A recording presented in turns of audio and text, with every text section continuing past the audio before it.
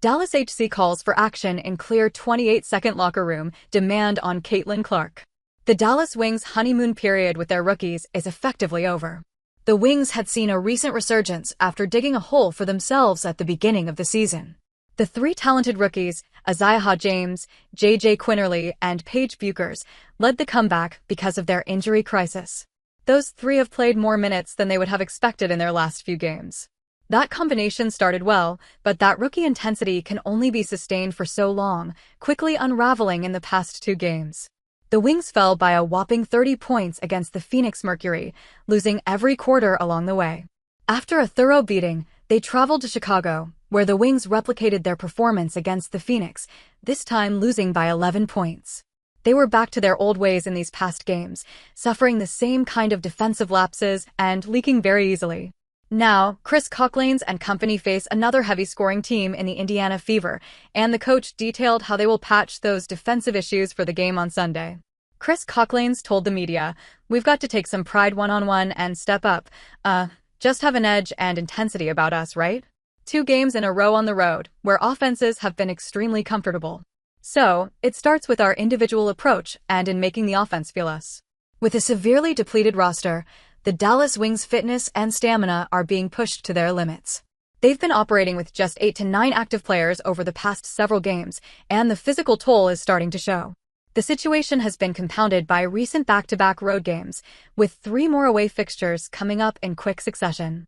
Defensively, the team has struggled all season. None of their current players rank in the top 50 for individual defensive rating. While they've managed to compensate with intensity and confidence, that approach is unsustainable over the long haul.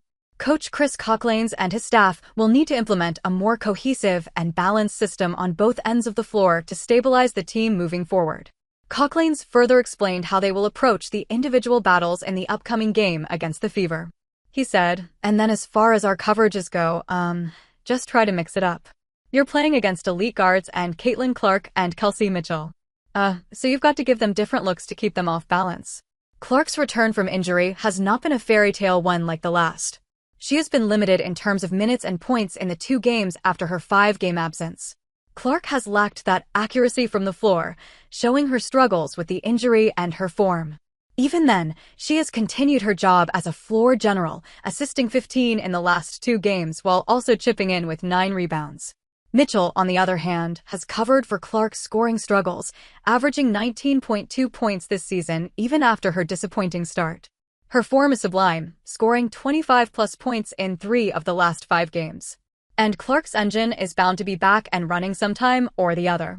Dallas is one of the best when the opposition majorly scores from the paint, conceding at least 33.8 points per game.